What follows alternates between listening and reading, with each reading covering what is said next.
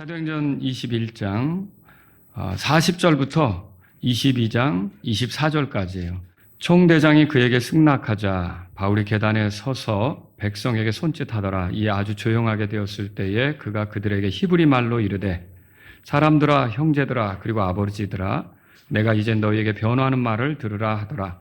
자, 우리 교회에 누군가 처음 들어와서 입회하려고 할 때 우리가 그냥 받아들이지는 않죠. 그 사람의 간증을 듣죠. 구원받지 못했으면 구원받도록 도와주는 거고, 구원받았다면 침례받았는지 확인하는 거고, 침례받았다면 그 사람의 간증을 듣고 우리가 그 간증에 의해서 그 믿음의 고백을 받아들이면서 그 사람까지도 우리가 지체로 받아들일 수가 있는 거죠.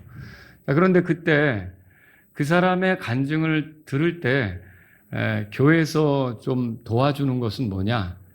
그 사람이 두서없이 그냥 막 이야기를 하다 보면 여기 갔다 저기 갔다 그 간증이 30분도 될 수 있고 40분도 될 수 있잖아요. 그러면 설교는 언제 들어요? 그죠? 그렇게 되지 않도록 하기 위해서 교회에서 몇 가지 이렇게 질문을 준비해가지고 거기에 맞게 대답을 할 수 있도록 유도를 해서 우리가 이제 간증할 수 있게 도와준다라고 하는 것이죠. 오늘 우리가 읽은 이 본문은 어떻게 보면 바울의 개인 간증하고 같아요. 그가 어떻게 살아왔는지, 그리고 그가 또 어떤 계기로 구원받게 됐는지, 그리고 또 그가 주님을 위한 사역을 하게 된 그런 그 배경은 뭔지, 이런 것들을 설명해 주는 거죠. 그래서 오늘 저하고 여러분들이 이걸 살펴보면서 배울 수 있는 것, 특히 복음을 전할 때 우리가 이렇게 알아야 될 것, 정리해야 될 것, 이런 것들을 한번 마음에 이렇게 새겨보는 시간을 갖도록 하겠습니다. 자, 우선 먼저 여기 처음에 21장 40절에서 22장 5절까지 보면 바울의 출생 배경을 우리가 알 수 있어요. 자, 그가 어디에서 태어났습니까? 3절에 보면 나는 진실로 유대인으로 길리기아에 있는 도시 다소에서 태어나고 그랬죠? 여기서 여러분이 주목해야 될 건 나는 유대인으로 태어났다. 그 얘기고요. 어디에서 또 태어났어요? 다소라는 도시에서 태어났다. 이런 표현을 쓰고 있어요. 그러면 이 표현은 그가 예루살렘에 사는 유대인이 아니라 이방인의 땅에 거하는 유대인으로서 이방인 지역에서 태어났지만 나도 유대인이다. 그 얘기를 하는 거예요.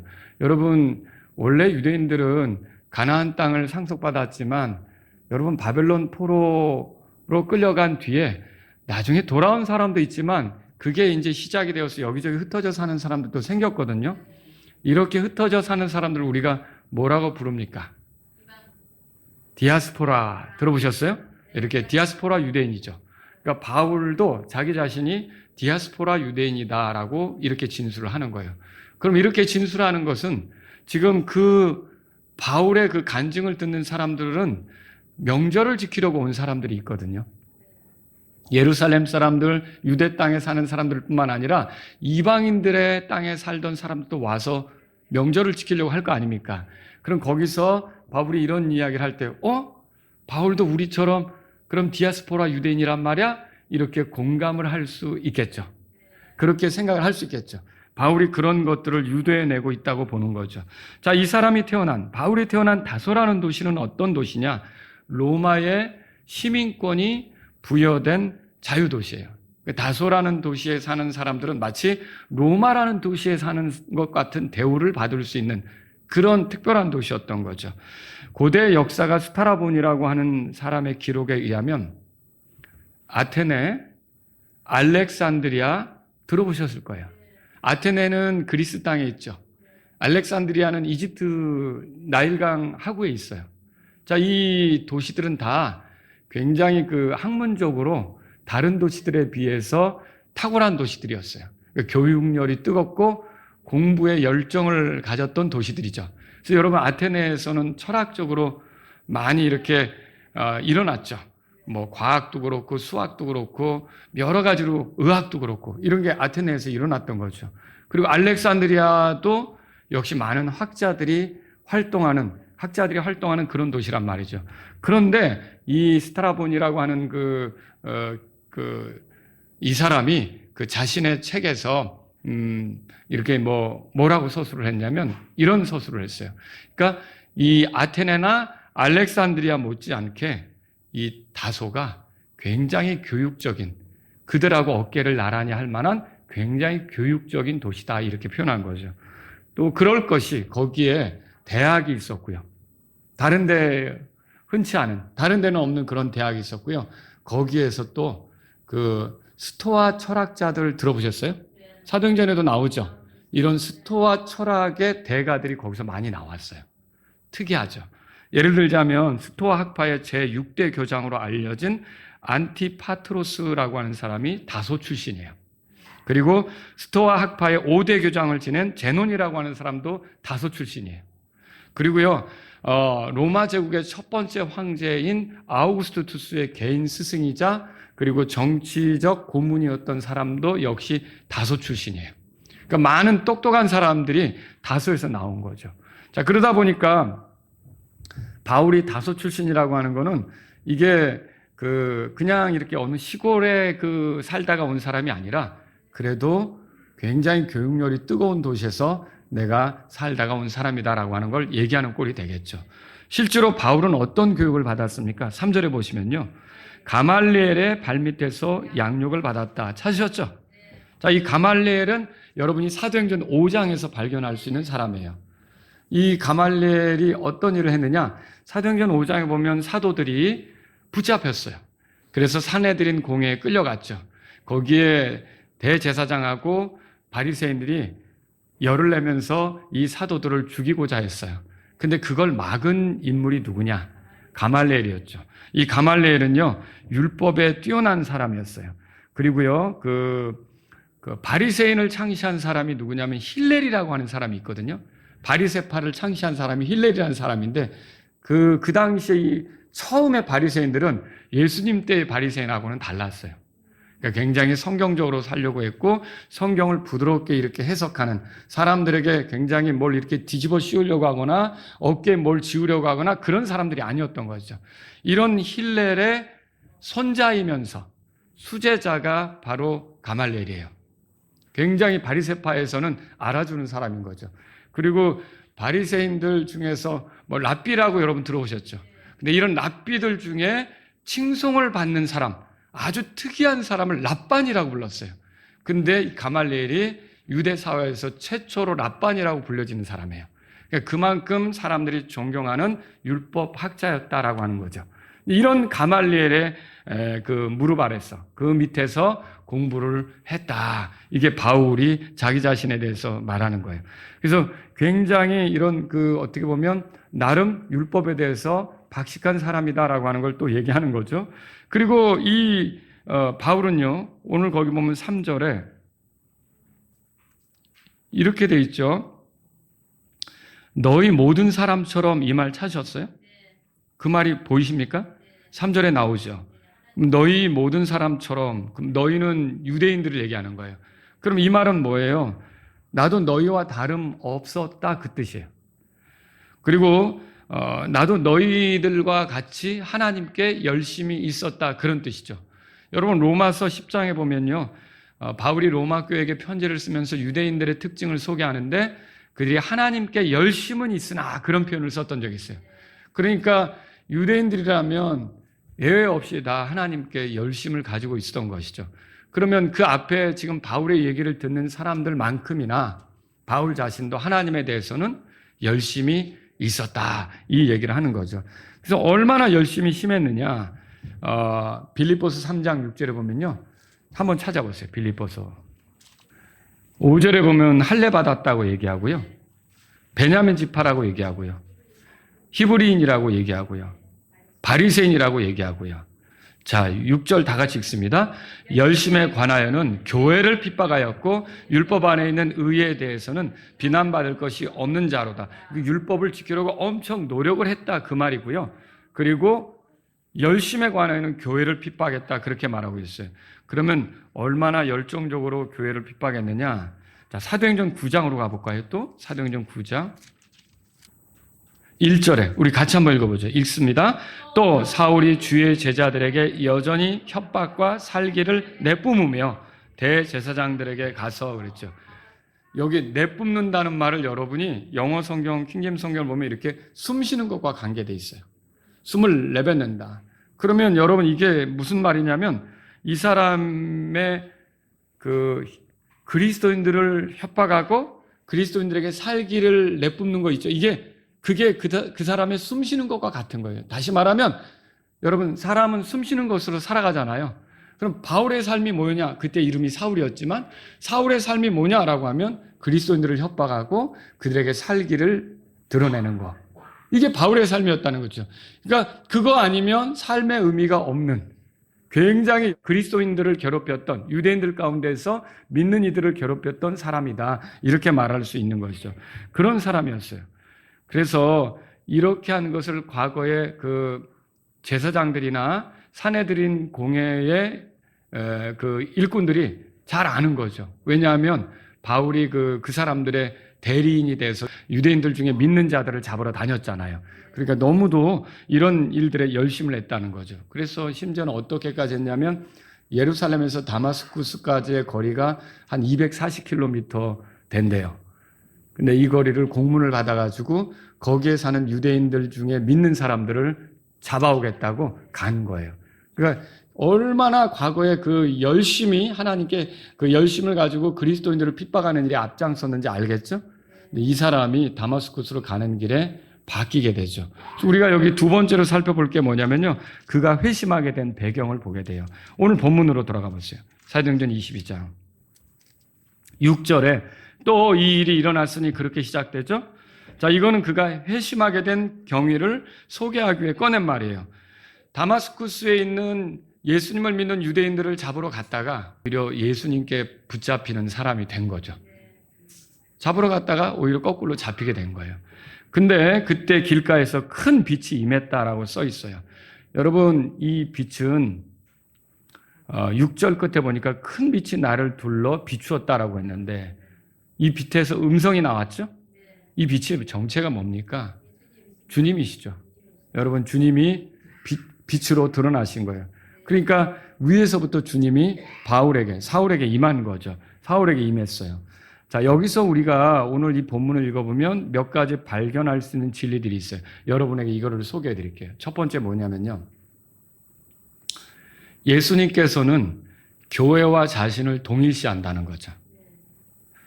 자, 교회가 예수님입니까? 그건 아니죠. 예수님이 교회입니까? 그것도 아니죠. 그런데 예수님은 교회를 핍박하는 걸 놓고 왜 나를 핍박하느냐 그렇게 말했던 거죠. 여러분, 우리가 에베소서를 보면 예수님께서 교회 머리시며 또 교회는 예수님의 몸이라는 것을 발견하게 돼요. 자, 이게 뭐와 같으냐면 남편과 아내는 하나입니다. 자, 제 아내가 어려움을 겪는다면 저는 편할 수 있을까요? 아니죠. 저도 힘든 거죠. 마찬가지예요. 교회가 어려움을 겪는 것을 예수님은 자신이 어려움을 겪는 걸로 비추어 말씀하시는 거죠. 그럼 이 말 뜻은 뭡니까? 여러분과 제가 진정으로 예수님을 존중한다면 교회를 또한 존중해야 되는 거죠. 근데 어떤 사람이 이러죠. 1960년대의 히피족들은 그렇게 얘기하는 경우가 많았어요. 나는 예수님은 좋은데 교회는 싫다. 그게 말이 됩니까? 그 말이 안 된다는 거죠. 여러분, 예수님을 진정으로 좋아하면, 예수님을 진정으로 사랑하면 교회도 좋아하고 교회도 사랑하게끔 돼 있다는 거죠. 이걸 우리가 이 말씀을 통해 발견하는 거예요. 왜냐하면 여기서 7절에 보니까 사울아 사울아 어째 내가 나를 핍박하느냐. 아니, 주님은 지금 하늘에 계신데 사울은 예수님 믿는 사람들을 잡으러 다니는 건데 예수님은 어찌하여 나를 핍박하느냐 그렇게 말씀하신 거거든요. 이건 예수님께서 교회가 그분은 아니지만 그분 자신처럼 동일시하시면서 예수님께서 교회를 매우 소중히 여긴다는 걸 보여준다는 거죠. 그래서 오늘날도 교회를 흐트러뜨리거나 와해시키거나 교회 안에서 문제를 일으켜서 더럽히거나 이런 사람들은 다 근본적으로 보면 누구에게 도전하는 겁니까? 예수님께 도전하는 거예요. 예수님을 욕되게 하는 거죠. 그것은 하나님이 기뻐하시지 않는 것이고 우리 주님도 기뻐하시지 않는 거죠. 두 번째 생각해 볼 건 이거예요. 자, 이 문맥을 쭉 읽어보면 나는 내가 핍박하는 나사렛 예수다 이렇게 대답해 주시죠. 여러분, 예수님은 십자가에서 죽으셨어요. 무덤에 묻히셨죠? 장사가 되셨단 말이에요. 근데 지금 말을 하고 계셔요. 그렇다면 예수님은 죽은 걸로 끝난 겁니까? 아니죠. 예수님이 살아나셨다라고 하는 거죠. 사실 사울은요, 스데반이 죽을 때까지만 해도 이 예수님이 살아계신다는 것은 믿을 수가 없었어요. 그래서 스데반이 하늘을 우러러보면서 하나님을 향하여 기도하면서 주 예수님이여 나를 받아달라고 그러잖아요. 그게 되게 못마땅했죠. 아니, 죽은 자를 놓고 왜 하늘을 보면서 예수님을 찾아? 너무 분개했던 거예요. 너무 속상했던 거예요. 그리고 그 이후로도 요 순간까지 예수님이 부활했다, 예수님이 살아계시다 이렇게 말하면 못마땅해가지고 그런 사람들을 향해서 거짓말장이라고 하고 그들을 잡아서 괴롭히려고 지금 다니는 거거든요. 근데 지금 여기서 주여 누구시니까? 라고 물으니까 나 예수다 이렇게 대답이 나왔어요. 그럼 예수님은 살아계신 겁니까? 네, 살아계신 거죠. 예수님은 죽음으로 끝나지 않았어요.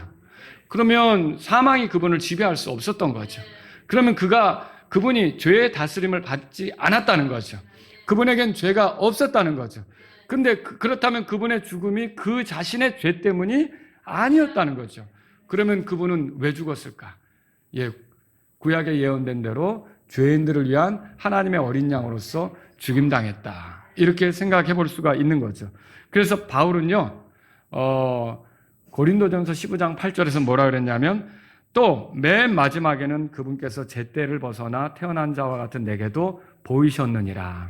예수님이, 부활하신 예수님이 나에게도 자기 자신을 보이셨다고 이렇게 진술하는 게 있었던 거죠.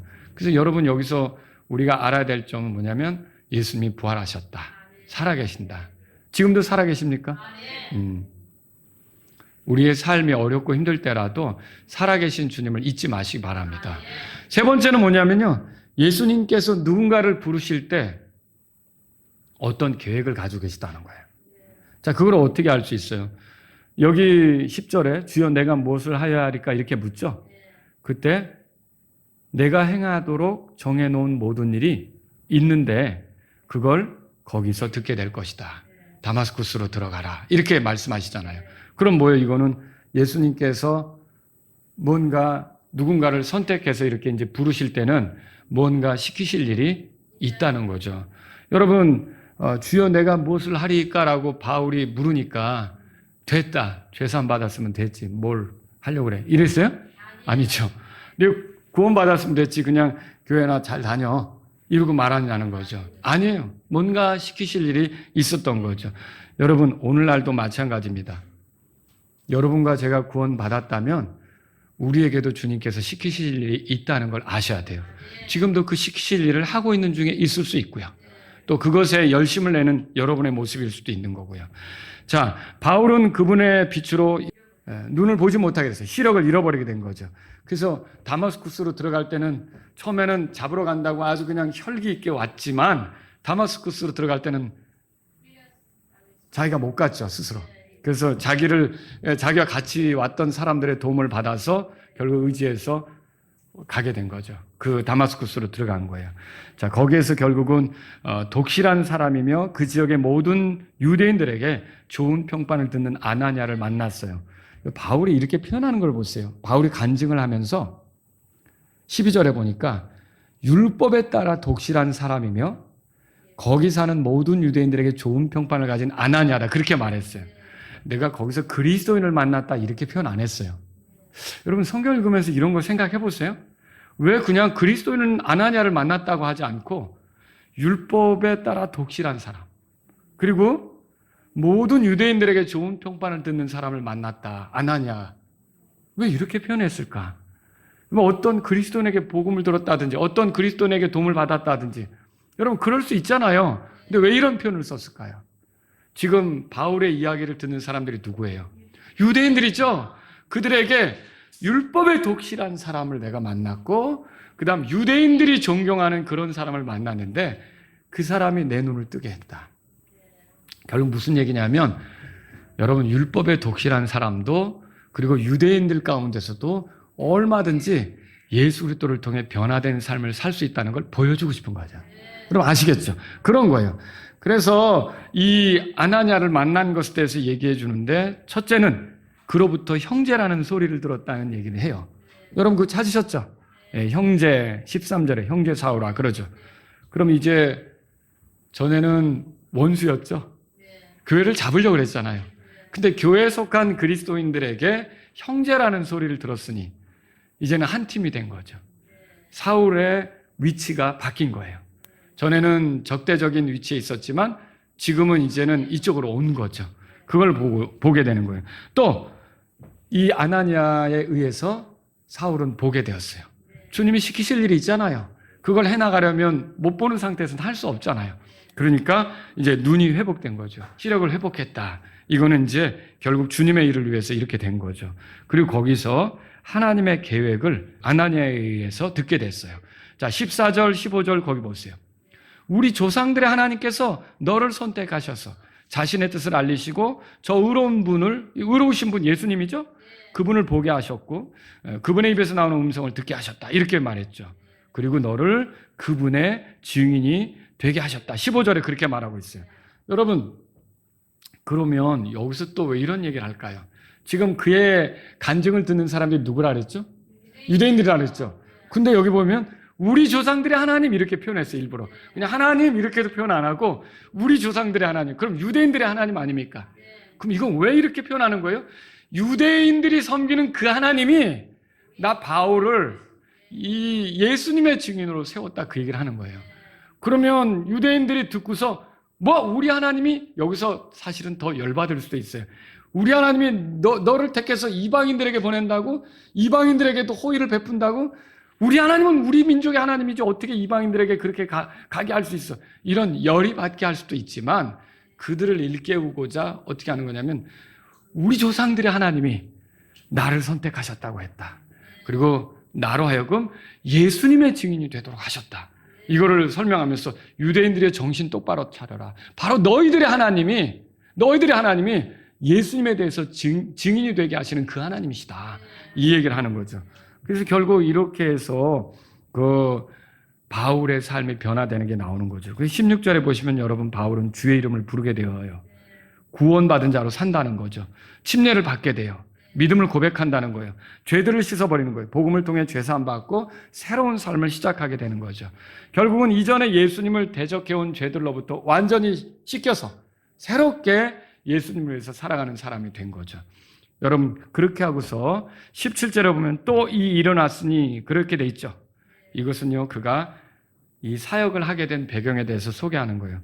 여러분 그 바울은요 다마스쿠스에서 회심을 하고 아라비아로 갔다가 다시 다마스쿠스로 돌아와서 예루살렘에 올라가게 되죠. 그 예루살렘에서 있었던 일을 지금 소개하는 거예요. 17절에는 성전에서 기도하던 중에 그렇게 돼 있죠.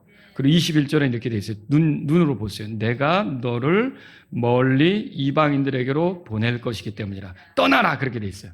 그럼 하나님의 계획은 뭐예요?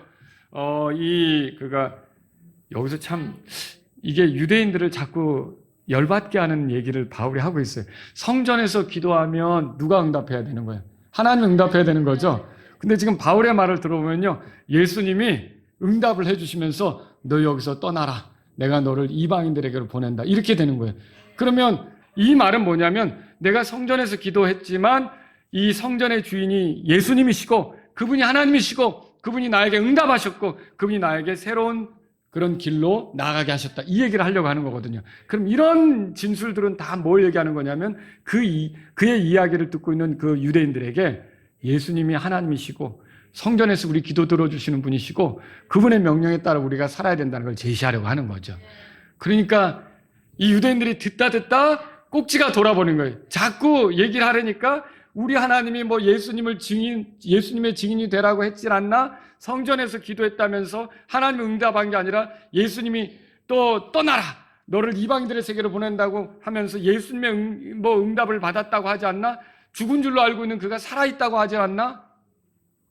이렇게 떠드니까 이 사람들이 열받아서 뭘 얘기합니까? 22절에 이런 자는 이 땅에서 없애버리라. 그렇게 얘기하는 거예요. 자, 없애버리라. 그렇게 얘기한 거죠. 여러분, 바울이 지금 이런 증언을 하는 이유는요, 자기 자신이 과거에 엄청난 핍박자였지만 그 핍박하던 예수님을 이제는 섬길 수밖에 없게 된 배경에 대해 소개하면서 그분이 하나님이 온 인류에게 알게 하신 그분이시다. 그분이 결국 모든 사람의 구원을 위해 준비된 그분이시다. 이걸 얘기하려고 하는 거죠. 그분이 이 유대인들에게 보내지기로 되어 있는 그리스도시다. 메시아다. 이걸 얘기하려고 하는 거죠. 그러니까 그들은 예수님에 대해서 이야기하는 걸 듣고 신성모독했다고 보는 거예요. 그래가지고 없애버려라. 그것도 소리를 높여서 그렇게 했죠. 목소리를 높이며, 그러니까 어떻게 했겠어요? 여러분, 구호 외치는 거 아시죠? 없애버려라! 없애버려라! 막 여기저기서 아우성 치고 소리를 쳤겠죠. 성전에서 기도를 응답하시는 분은 하나님이신데, 바울은 마치 예수님이 성전에서 응답하시는 것처럼 떠들고, 조상들의 하나님께서 글을 세워서 이방인들에게 예수님을 전하라고 했다고? 참 말도 안 되고, 또 이미 죽은 예수가 살아계시다고 저렇게 떠들고 있으니 열 받는다. 이래서 이 바울을 없애자 이렇게 했던 거죠. 여러분, 이제 조금 있으면 바울을 돌로 칠 판이에요. 그래서 어떻게 합니까? 여기 23절에 소리를 지르고 자신들의 옷을 벗어 던졌다고 돼 있죠. 여러분, 이게 스데반을 돌로 칠 때 사람들이 옷을 벗어서 바울의 앞에 놨다고 그랬잖아요. 거기다 던져놨잖아요. 바울이 그 옷을 맡고 있으면서 증인 역할을 했던 거죠. 여러분, 이게 옷을 벗어 던진다는 것은 가증하다라고 느끼면서 이제는 뭔가 폭력을 행사하려고 하는 시점이라는 거죠. 거기다가 여기 보세요. 또 흙먼지를 공중에 날렸다 그랬죠. 이게 흙먼지를 공중에 날리는 행위는 뭐냐면 이게 하나님을 향하여 이 가증한 것에 대해서 하나님이 심판하라고, 이 죄에 대한 책임이 여기에 있으니 심판하시라고 이렇게 하는 것과 같은 거죠. 복음 전하다가 거부하면 발에 먼지를 떨어버리고 가는 거 있죠. 그것과 비슷한 맥락이에요. 뭐냐면 결국은 이 사람들의 심판은 이 사람들의 죄 때문에 마땅하다. 이러고 돌아서는 것과 같은 거죠. 그래서 이 사람들이 회개하지 않기 때문에 심판받아 마땅하다. 그거죠. 그래서 이들이 결국은 바울을 죽이려고 이렇게 했을 때 총대장이 나서지 않았으면 큰일 날 뻔했던 거예요. 그래서 24절에 총대장이 나타나서 그를 이렇게 안전한 곳으로 데려가죠. 여러분, 여기서 복음을 전할 때 우리가 어찌해야 되는지 그 원리를 발견하게 되는데 이걸 말씀드리고 싶어요. 여러분이 복음을 전할 때 공통적인 것들을 이용할 줄 알아야 돼요. 이게 뭔 얘기일까요? 공통적인 것을 이용할 줄 알아야 된다는 게, 교회에 다니지만 아직 구원받지 못한 사람 있어요? 없어요? 있죠. 하나님께서 창조주시라고 믿지만 아직 구원받은 사람이 있어요? 없어요? 있죠. 하나님께서 심판자라고 믿지만 아직 구원받지 못한 사람이 있어요? 없어요? 있죠. 여러분, 이런 사람들에게 가서 복음을 전할 때 이런 사람들을 만난다면 여러분 어떻게 하시겠어요? 구원도 못 받은 게 창조주로 믿네, 심판자로 믿네. 여러분, 이러면 돼요? 제사함도 못 받았는데 뭐 하나님이 살아계시다고 믿네. 참, 여러분, 이러면 돼요? 안 된다는 거죠. 이거는 굉장히 옳지 않은 태도예요.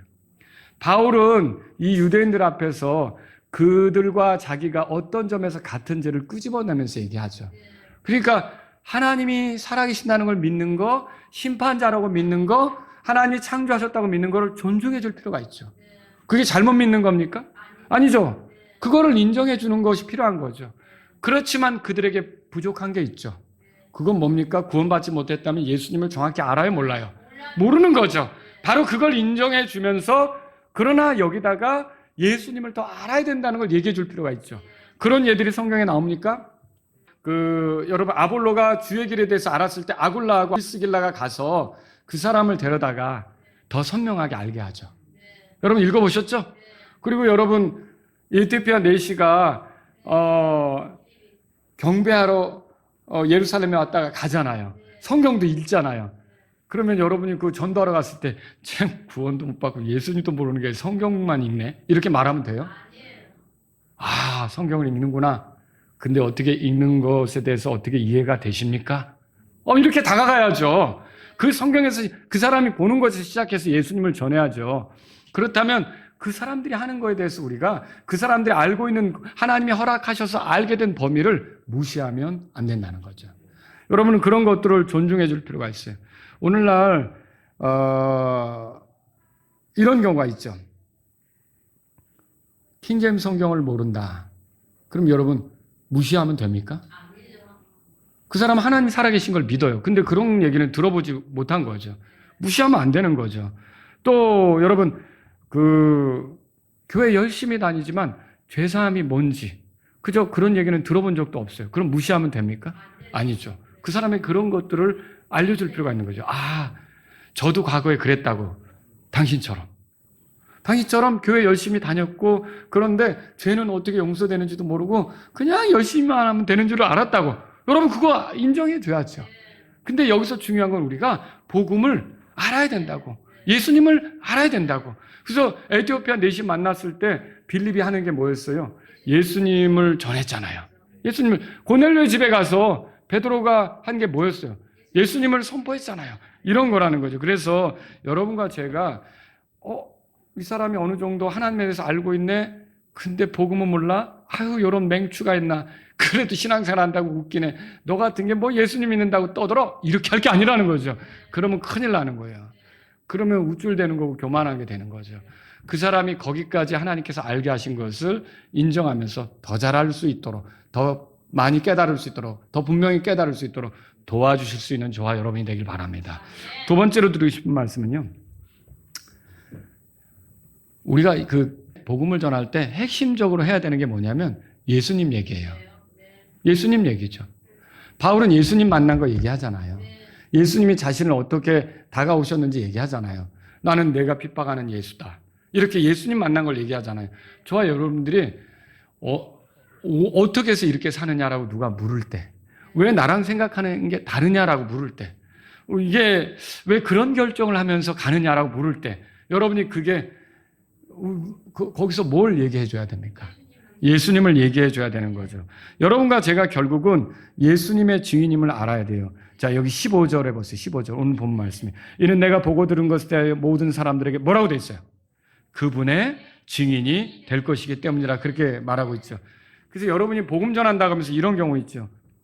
내가 교회 다녀보니까 좋아. 너도 다녀. 맞아요? 교회 다니면 좋은 거 있죠. 밥도 맛있고. 그죠? 좋은 거 많이 있어요. 근데 그걸 전하는 게 아니잖아요. 결국 누구 얘기를 해야 돼요? 예수님 얘기를 해야 되죠. 그래서 여러분이 예수님 얘기를 전해주려고 준비를 하셔야 되는 거예요. 예수님 얘기가 필요하다는 거죠. 야, 좋은 사람들과 함께 지내니 나도 좀 성품이 좀 편안해지고 느긋해지고 온순해지더라. 너도 그 교회 한번 다녀봐. 이거 아니라는 거죠. 우리가 궁극적으로 예수님을 전하려고 해야 되는 거예요. 복음 전할 때. 결국은 이방 세계로 가서 그분의 증인이 되라고 했던 것은 저와 여러분들이 예수님을 전하기 위해서 증인으로서 사는 거라는 걸 알아야 되는 거죠. 또 여러분, 복음을 전할 때 하나님을 안다는 사람들로부터 오해받을 수 있다는 것도 각오하셔야 돼요. 자, 여기 이런 자는 이 땅에서 없애버려라.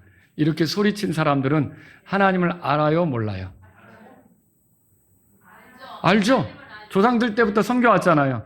요한복음 16장에 보세요. 요한복음 16장. 마치 그런 것과 같아요. 근데 우리가 열심히 복음 전하잖아요. 근데 최근에도 그런 일이 있어요. 어떤 아이에게 이제 우리 여름 성경학교 한다고 오라고 이걸 전단지를 나눠주니까 이 전단지를 받는 아이의 옆에 있는 엄마가 딱 보더니 에이, 이단이야, 가지 마.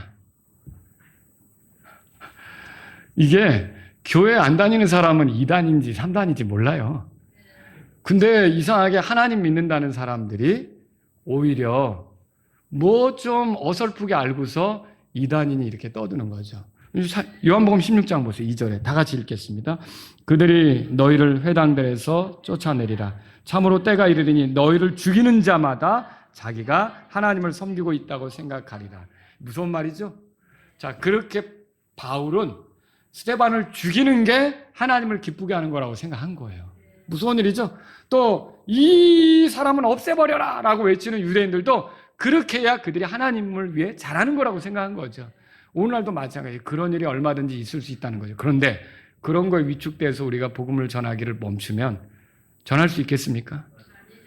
여러분, 그래도 우리는 부지런히 복음 전해야 되는 거죠. 마지막으로 하나 여러분에게 권해드리고 싶은 게 있어요. 베드로전서 3장 보세요. 베드로전서 3장.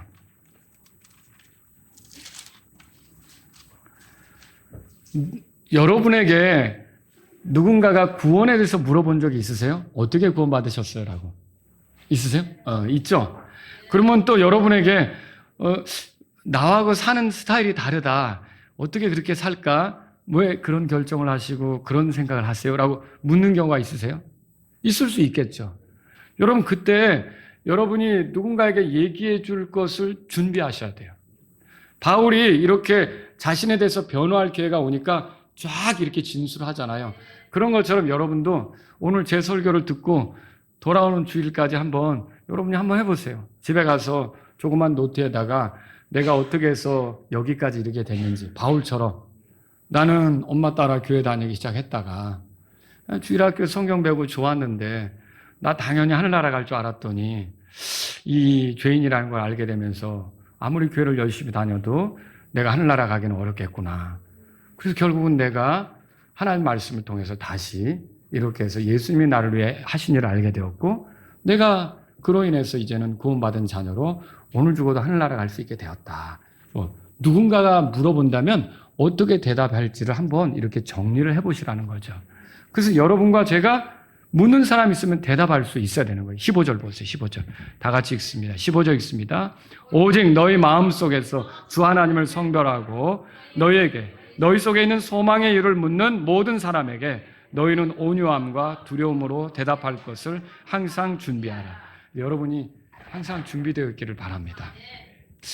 어떻게 구원받으셨어요? 그냥 받았지 뭐. 이거 안 돼요. 에? 어떻게 해서 하늘나라 갈 수 있는 확신을 갖게 됐어요? 그냥 이래도 안 돼요. 알겠죠? 여러분이 어떻게 해서 하늘나라 갈 수 있게 됐어요? 그러면 누구 얘기가 나와야 돼요? 예수님 얘기가 나오죠. 그리고 내가 죄인이었던 것도 얘기해야 되고 그 하나님의 말씀으로 내가 소망을 갖게 돼서 나는 이제 하늘나라 갈 수 있다라고 얘기해 줘야 돼요. 이런 것들을 한번 적어보시라는 거죠. 그걸 적어보면 어떤 도움이 되냐면 누군가에게 전도할 때 그게 또 이렇게 사용이 될 수가 있어요. 아시겠죠? 우리 다 같이 기도하겠습니다. 일어나시겠습니다. 오늘 이 말씀을 들으신 여러분 가운데 하나님 아버지, 내 나머지 삶은 예수님의 증인으로 살기를 원합니다. 주님이 누군가를 구원으로 이끄실 때, 부르실 때는 분명히 그 사람을 통해 하시고자 하는 일이 있는데 내가 이 땅에 남아있는 동안 성령님을 나에게 주셨고 내가 하나님의 자녀로 살게 하신다면 주님은 분명히 나를 그리스도의 증인으로 살게 하십니다. 그렇다면 내가 나머지 삶을 사는 동안 지혜롭게 예수님에 대해서 전하는 사람이 되기를 원합니다. 주님, 어떤 사람이 하나님을 알고 있고 창조주로 생각하고 있고 심판자로 생각하고 있는데도 불구하고 구원받지 못했을 때 제가 지혜롭게 다가가서 예수님을 전해 줄 수 있기를 원합니다. 그리고 내가 복음을 전할 때 항상 말씀을 통해서 예수님이 어떤 분인지를 잘 보여줄 수 있기를 원합니다. 그리고 제가 복음을 전할 때 어떤 오해를 당한다 할지라도 기회가 되는 대로 지치지 않고 예수님에 대해서 전하는 사람이 되기를 원합니다. 주님, 제가 준비된 사람이 되기를 원합니다. 누군가 물어봤을 때 예수님에 대해서 잘 말해줄 수 있는 사람이 되기를 원합니다. 이런 분이 있다면 이 시간 주님 앞에 나아가십시오. 여러분이 하나님께 기도하는 시간을 드리겠습니다. 나의 삶이 예수님에 대해서 잘 증언하는 증인이 되도록 도와주십시오.